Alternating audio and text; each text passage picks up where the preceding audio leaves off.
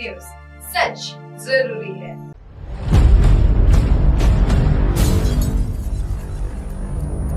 कोई बात नहीं बचेगी अधूरी, हर मुद्दे पर होगी सीधी बात। दर्शकों नमस्कार, मैं हूं निशांत भाई और आप देख रहे हैं MNS न्यूज। आज सीधी बात में सबसे बड़ा मुद्दा लेकर आया हूं और यह मुद्दा जो है वह आपको जानना बहुत ज़रूरी है, क्योंकि इस देश में जो आज की बेहद ही विषय जो है वो बहुत ही जहरीला विषय है, बेहद खतरनाक खबर है। मेरी जो टीम है उसने मुझे कहा कि मुझे यह खबर आपको नहीं बतानी चाहिए। इसमें कुछ नाम है जैसे कि महेंद्र नाहटा, विनय मालू और फिर वो केशव मालू। हजारों करोड़ की ये कहानी है, थोड़ी लंबी कहानी है, लेकिन यह कहानी में आपके सामने उन तमाम दस्तावेजों के साथ रख रहा हूँ ताकि आपको पता चले कि इस देश में आपके टैक्स के पैसों के हजारों करोड़ रुपए हेरा फेरी की कहानियाँ कहाँ से आती है और कहाँ चली जाती है। दर्शकों, ये एक कोई साधारण कंपनी का उतार चढ़ाव की कहानी नहीं है। यह उस मिलीभगत, उस कारपोरेट राजनीतिक गठजोड़ और उस धुंधली व्यवस्था का आईना है जहां जनता के पैसों की चालें चली जाती है, बैंकों के कर्जे लिख लिख कर माफ होते हैं और अंत में वही लोग जीते हैं जिनके पास नेटवर्क, पहुंच और सिस्टम को मोड़ने देने की ताकत होती है। दर्शकों, मेरे पास जो दस्तावेज है उनमें एक लंबी श्रृंखला दर्ज है। वित्तीय लेन देन, GDR, राइट ऑफ शेयरों की कीमतों का अनोखा नृत्य और दूरसंचार लाइसेंस के खेल तक। यह सब कुछ एक दिन में नहीं हुआ, यह वर्षों की कहानी है। दर्शकों, 1990 के दशक के उत्तरार्ध से लेकर 2010 के बाद तक और आज तक, और सबसे चौंकाने वाली बात यह है कि पूरे पहले के धागे अंत रिलायंस जियो के स्पेक्ट्रम और लाइसेंस तक जाकर मिलते हैं। शुरुआत 1978 से होती है जब एक दूरसंचार कंपनी की स्थापना हुई। कंपनी जिसका नाम समय पर भारतीय बाजारों में बहुत बड़ा रहा है। Optical fibre, cable, microwave, electronics और ब्रॉडबैंड उपकरणों के कारोबार में सक्रिय दस्तावेज बताते हैं कि 1995 से 96 से लेकर 2000 के बाद के वर्षों में तक इस कंपनी ने सहायक कंपनियां बनाई, विलय और अधिग्रहण किए और एक बड़ा वित्तीय जाल बुनकर पूंजी जुटाई। ये कहानी इसलिए बता रहा हूं क्योंकि इसके जो पात्र थे वो आज भी भारत सरकार के संयोग इसलिए कहूँगा क्योंकि वो सब दांवपेच अंजाम देकर आज खुलेआम घूम रहे हैं। प्रधानमंत्री तक के एक हिमाचल प्रदेश के रिटायर्ड IAS इन लोगों की मदद में जुटे हुए हैं। इस पूरे जाल का असली विकास और विस्तार आरोप है कि कंपनी के भीतर ही कई रचनात्मक लेखा जोखा, ट्रेडिंग और आवंटन के जरिए शेयरों की कीमतों को अवास्तविकता से रूप से ऊपर लाया गया और फिर ढहा दिया गया और फिर मध्यम वर्गीय निवेशकों को उस ऊंचाई के सपने दिखाकर जो टिक नहीं सकते थे फंसाया गया। दर्शकों, आपको बता दूं, दस्तावेजों में दर्ज है कि 1 अक्टूबर 1999 से 31 मार्च 2000 के बीच कंपनी का शेयर महज 250 रुपये 35 पैसे से उछलकर 2415 रुपये तक पहुंच गया और कुछ ही महीने में 230 रुपये 75 पैसे तक गिर भी गया।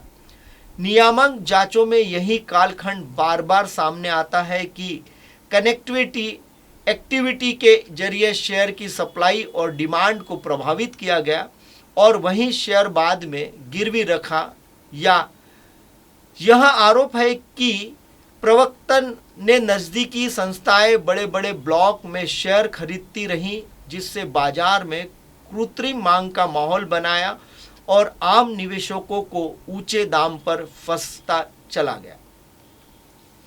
इस दौरान एक और परत खुलती है।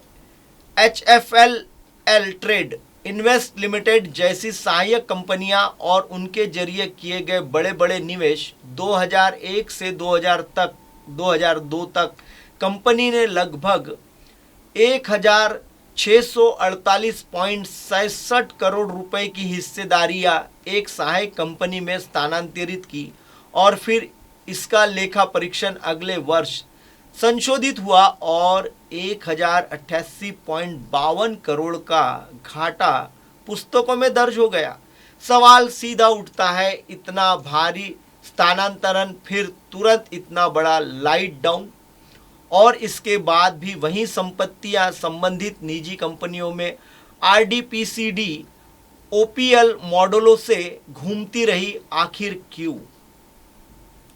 याद दिला दूं, इसी काल में कई निजी फाइनेंस हाउस और ब्रोकिंग एंटिटी को बड़े बड़े ब्लॉक सस्ते में अलॉट हुए और फिर उसी स्टॉक एक्सचेंज में उन्हीं शेयरों को ऊंचे दामों का माहौल बनाकर बेचा गया।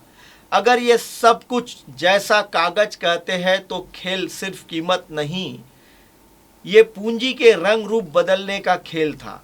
कभी इक्विटी, कभी प्रोफेरेस, कभी कर्ज, कभी कूपन और अंत में घाटा पुस्तकों पर नियंत्रण नहीं, हाथों में। आगे चलकर 2001 से 2011 के दौरान GDR यानी ग्लोबल डिपॉजिटिव रसीदों की परत आती है। रिकॉर्ड में एक केस 2002 की तारीख का है। दावा यह है कि रौनक नाम का एक विदेशी एंटिटी के जरिए बैंक गारंटी दिखाकर लोन लिया गया और फिर वही फंड GDR प्रोग्राम को सपोर्ट करने के उपयोग में आया। कुछ समय बाद रौनक का भुगतान बंद कर दिया गया। लिखित बयान में यह कहा गया है कि लगभग 5 मिलियन अमेरिकन डॉलर का इशू एक ही विदेशी संस्था के चारों ओर घूमता रहा। खाते खोलने और क्लोजिंग की अनियमितताएं हुई और वही रास्ते बेश पर हैस्ताश का वही जान पहचान वाले नाम, बाद में सेटलमेंट फीस देकर मामला निपट गया। सेबी के रिटायर्ड रिकॉर्ड से इसे प्रोसीजरल खामी नहीं बल्कि निवेशकों के हितों के प्रतिकूल प्रभाव डालने वाली सूचना वचन कहा गया था। सवाल यह है कि जब विदेशी पूंजी के नाम पर जुटाया गया पैसा अंत एक संकुचित चक्र में घूमता है तो वास्तविक बाजार मांग और कंपनी वैल्यू का संकेत विकृत होता है और सबसे ज़्यादा नुकसान इन्हीं छोटे निवेशकों का होता है। इस कहानी में कई महत्वपूर्ण दस्तावेज इनके इर्द गिर्द घूमते हैं। उन्हीं दस्तावेजों में एक और कड़ी खोलते हैं मनी लॉन्ड्रिंग का कथित रास्ता, जिसमें 2001 से 2002 और से लेकर 2010 और 2011 तक 4000 करोड़ रुपए से अधिक की राशि कभी GDR, कभी FCCB, कभी ओवरसीज प्रोवेसेस और नाम पर घूमती है और अंत राइट ऑफ इक्विपमेंट या फिर रेक्यूलेशंस इंस्ट्रूमेंट में नाम पर समा जाती है। आरोप यह है कि राइट ऑफ की प्रक्रिया व्यावसायिक आवश्यकता से ज़्यादा रंग रूप बदलने का हथियार बन गई। अगर कोई एसेट कल तक गोल्ड था तो आज इतनी जल्दी बेकार कैसे हो गया, और अगर बेकार था तो कल उसे ऊंचे प्रीमियम पर किस तरह से दिखाया गया। यही वो ग्रे एरिया है जहां नियामक, ऑडिटर, बैंकर और प्रवर्तक एक साथ बैठते हैं और जनता बस हेडलाइन पढ़ती रह जाती है। कंपनियां टर्न अराउंड की बात करती है लेकिन असल में टर्न अराउंड कहाँ, किस कीमत पर, किसके पैसे से यह घूम में खो जाता है। फिर आता है 2004-2005 के बाद का वो शब्द जो देश के बैंकिंग सिस्टम में एक डर बन चुका है, CDR यानी कारपोरेट डेट रिस्क चार्जिंग। दस्तावेज कहते हैं कि कंपनी ने बैंकों को और वित्तीय संस्थाओं के सामने आवेदन लिखा, दलील दी कि कर्ज और ब्याज चुकाने की क्षमता संकट में है और फिर एक पैकेज मंजूर हुआ, 27.19 करोड़ रुपए जैसे कर्ज माफ हुए। बकाया कर्जों को दीर्घकालीन किश्तों में बदला गया और कुछ रीपेमेंट 10 सालों तक के लिए टाल दिए गए। आगे बढ़ते हैं और 2009 और 2010 और 2011 में फिर से लाभ दिखता है। दस्तावेज की भाषा में कर्ज और ब्याज के माफ होने से 65.30 करोड़ का ब्याज लाभ और 227.48 करोड़ का कर्ज माफी लाभ। वो पैसा किसका है? सार्वजनिक जनता का, मेरा, आपका। और जब बार बार वही नाम बच निकलते हैं, वही शीट में चमक लाते हैं, तो ईमानदार करदाता और छोटे उद्योगपति किस तराजू पर तोले जाए। अब कहानी उस मोड़ पर पहुंची है जहां से वो सीधा दूरसंचार लाइसेंस और अनंत रिलायंस जियो यानी मुकेश अंबानी की देहरी तक जाती है। दस्तावेज बताते हैं कि 2010 में एक निजी company Infotel broadband services private limited ने राष्ट्रीय ब्रॉडबैंड स्पेक्ट्रम की नीलामी में जीत हासिल की। इसी फाइल में लिखा है कि उसी साल इस कंपनी की कुल संपत्ति का मूल्यांकन 5000 गुना प्रीमियर पर किया गया और कुछ समय बाद ये कंपनी रिलायंस इंडस्ट्रीज को बेच दी गई। खेल यही है। आगे यही क्लासिक सरकारी भाषा। सीबीआई ने 2014 में सुझाव दिया कि नीलामी रद्द करने के नई बोली और सीएजी रिपोर्ट का अनुमान भी बीडब्ल्यूएस के नियमों को बदलाव, सेवा प्रदान के कैबिनेट अनुमति और लाइसेंस शर्तों में लचीलापन देखकर रिलायंस जियो को लगभग 22,842 करोड़ रुपए का अनुचित लाभ पहुंचा। दोबारा सुन लीजिए, ये रिपोर्टेड अनुमान है। अंतिम सत्यापन सरकार और अदालतों का विषय है, लेकिन रिपोर्ट अगर ऐसी कहानी कहती है तो सवाल उठेगा ही, नीलामी किसके लिए थी, लचीलापन किसके लिए था और जनता का स्पेक्ट्रम किस कीमत पर बिका। इसी कड़ी में एक और चेहरा दस्तावेजों में उभरता है, महेंद्र नाहटा, जिसको बोलते हैं विनय मालू का मामा।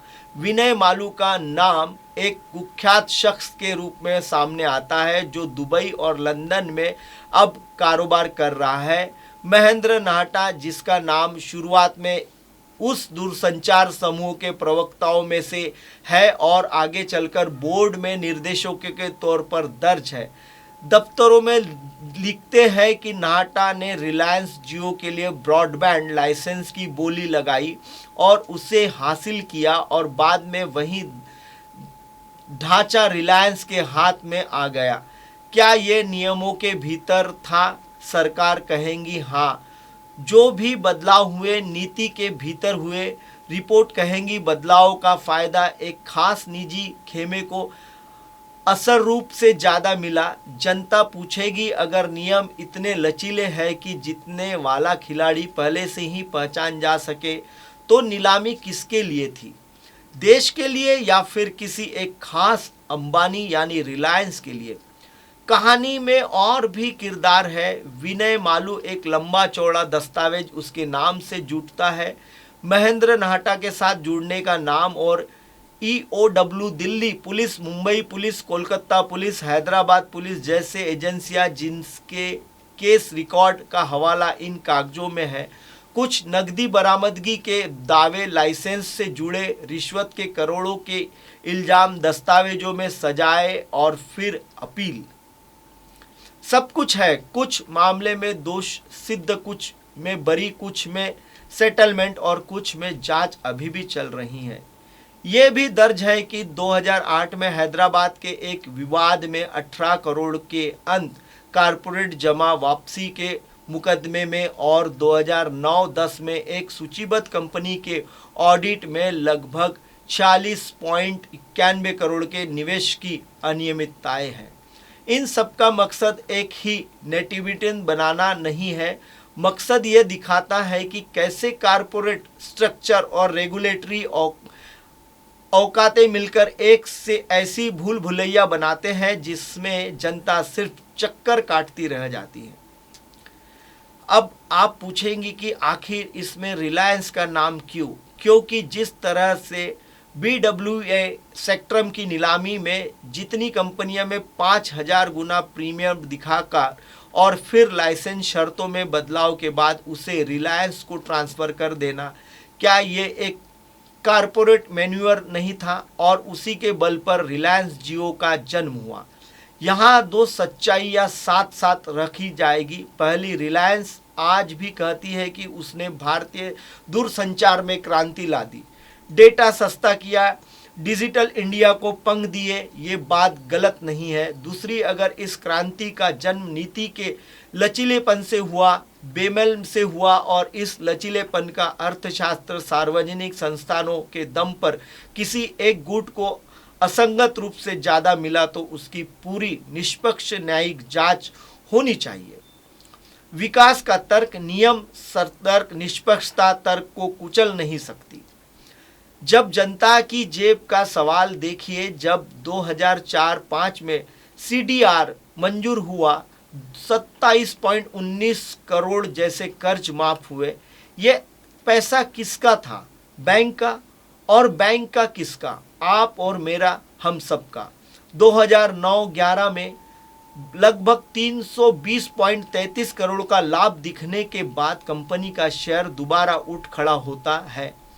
हेडलाइंस बनती है, टर्न आउट स्टोरिया, और इसी हेडलाइन के वार आम निर्देश दोबारा लौट आते हैं।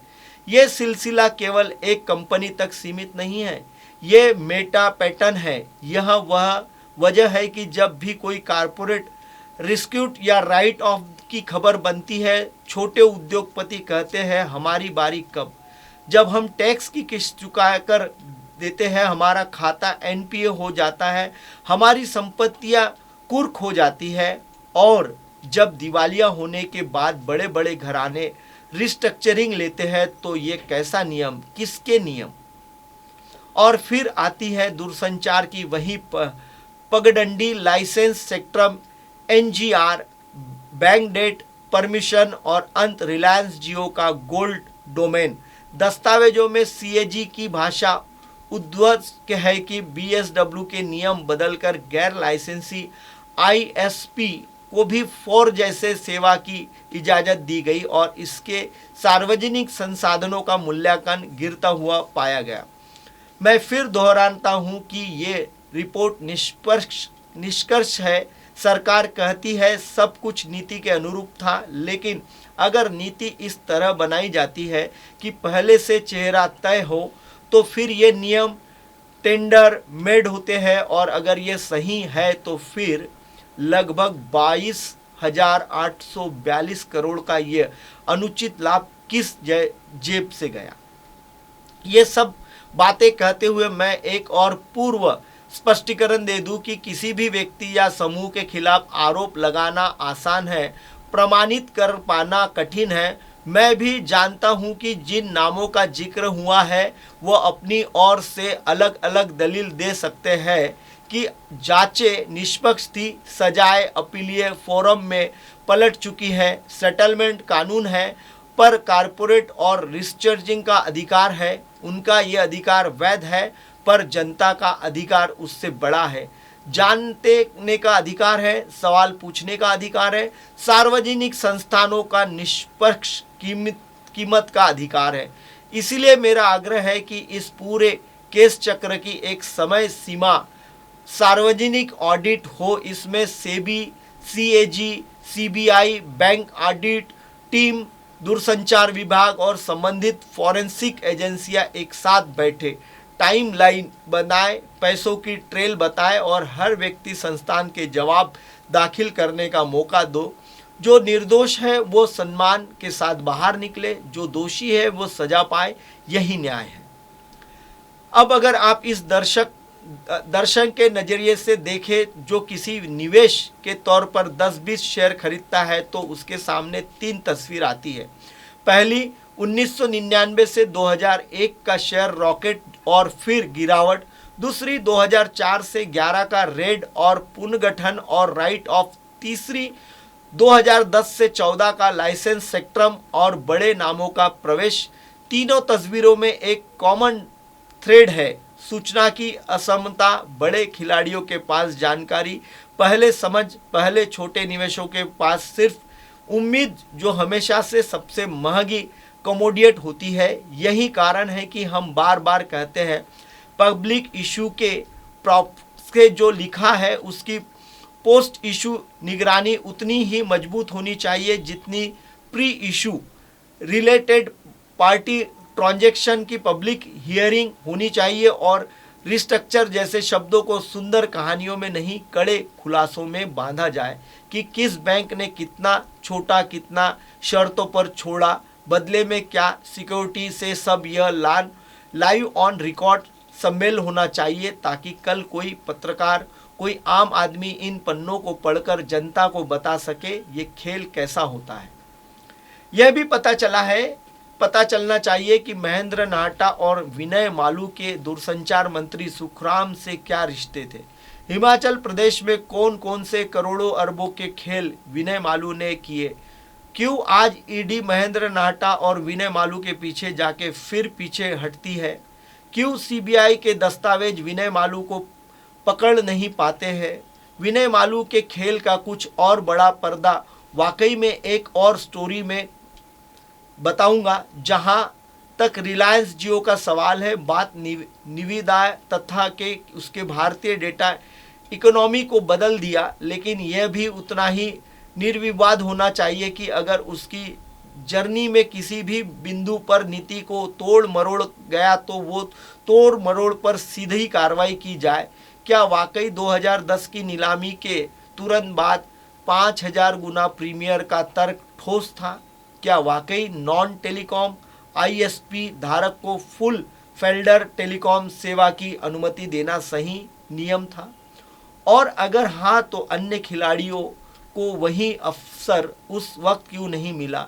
ये सवाल एंटी बिजनेस नहीं, प्रो भारत है, क्योंकि जब नीति एक खिलाड़ी के लिए बनती है तो बाजार मरता है, और जब नीति प्रतियोगिता के लिए बनती है तो देश जीतता है। अब मैं कुछ ठोस कदम प्रस्तावित करता हूं ताकि ये सब बहस सिर्फ उत्सर्जन में नहीं सर्वसाधारण में बदल जाए। 2000 से 2014 तक के सभी मेजर कारपोरेट एक्शन जो FCCB, right of infect, CDR, OTS और रिटेल पार्टी का एक कंसोलिड पब्लिक वाइट पेपर जारी हो, हितधारक बार बार दस्तावेज दे।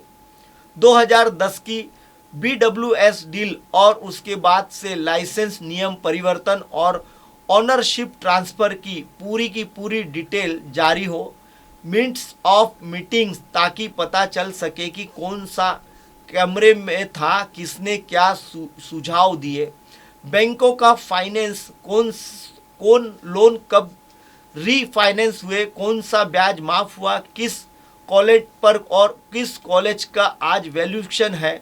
सेबी और स्टॉक एक्सचेंजों का रोल, उस दौर में service lines, note to settle, trade to trade, floating connectivity, ATDs की सूची सब सार्वजनिक हो।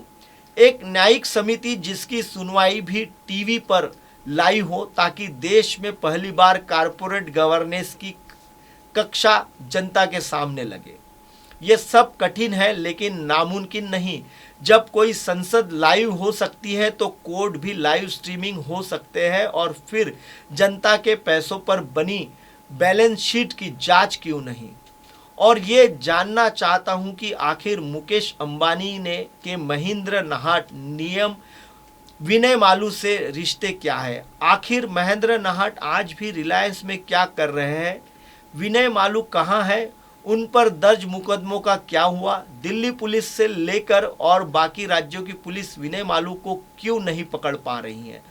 अंत में उन परिवार, उन छोटे निवेशकों को, उन सारे लोगों की बात जो इस कहानी के असली सुपर हेडर है। अगर अपने कभी 2000 के आसपास भी बुल रन में पैसा गवाया, अगर आपने 2010 के आसपास डिजिटल इंडिया के हेडलाइन पर कोई शेयर खरीदा, अगर आपने बैंक की लाइन में अपने बच्चों की फीस के लिए पैसा निकाला और उसी बैंक ने अगले ही अंक में करोड़ों का कर्ज रिस्ट्रक्चर कर दिया, तो ये आपकी कहानी है। ये कोई कंपनी, एक समूह की कहानी नहीं है। ये उस सिस्टम की कहानी है जहां रेगुलेशन की धार कुछ लोग लॉबिंग कैंची लेते हैं। हम किसी के विरोधी नहीं, हम व्यवस्था के पक्षधर हैं और व्यवस्था का पक्ष लेना तभी संभव है जब सवाल की तरह पूछे जाए, न कि नारे की तरह। इसलिए आज इस वीडियो में, इस न्यूज़ में मेरा नारा नहीं है, मेरा आग्रह है, जांच हो, पारदर्शिता हो, जवाबदेही हो और जब जवाब आए तो जवाब की न्यायिक भाषा, जनता की भाषा में अनुवाद हो कि किसने क्या किया, कब किया, कितना किया और उसकी कीमत देश ने कैसे चुकाई। मैं फिर स्पष्ट कर दूं, ये एक प्रस्तुत उन दस्तावेजों की रिपोर्ट और सार्वजनिक रिकॉर्ड पर आधारित है जो मेरे पास उपलब्ध है। जिन व्यक्तियों और संस्थाओं के नाम आए उन्हें अपना पक्ष रखने का पूरा अधिकार है। मुझे भेजे और उसका भी इंतजार करूंगा। यह खबर, उसकी भी खबर बनाऊंगा, लेकिन जब तक वो पक्ष नहीं आता तब तक ये सवाल हवा में नहीं लटकने चाहिए।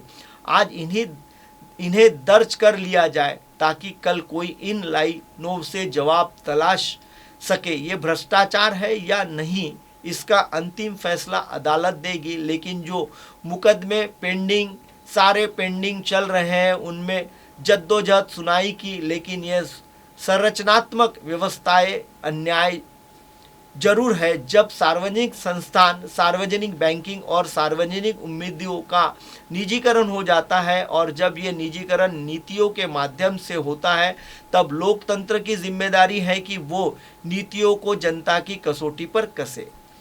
और हाँ, जो लोग पूछते हैं कि इन सबसे रिलायंस का लेना देना है, मैं कहूँगा दस्तावेज कहते हैं कि लाइसेंस पर ये इतना मजबूत सवाल है कि उसकी हर जांच होनी चाहिए। अगर सब नियमों के भीतर था तो सरकार और कंपनियां दोनों को खुलकर सबूत रखना चाहिए। नीलामी के मिनट्स बदलावों के कारण सब कुछ पारदर्शिता से कवच में हो और कीमतों में उसे धूप से डर नहीं लगता और जो धूप बचाए रखता है उसकी कहानी में कुछ दूर जाता है। एक और बात, मुझे लगता है कि सत्ता अब मुकेश अंबानी से नाराज है। एक हाई कोर्ट का नोटिस अंबानी के खिलाफ जारी होना बताता है कि अनिल अंबानी के खिलाफ ईडी की जांच चार्जशीट बताते हैं अब शायद अंबानी जहाज कुछ लड़खड़ा रहा है। आज के लिए इतना ही। दर्शकों, बने रहिए MNS न्यूज़ पर। फिलहाल वक्त हो चला है ब्रेक का। ब्रेक से लौटने के बाद देखिएगा देश और दुनिया की तमाम बड़ी खबरें। बने रहिए MNS। नमस्कार, मैं हूं Abhishek Bachchan. Keep watching MNS news. आप देख रहे हैं MNS न्यूज़, सच जरूरी।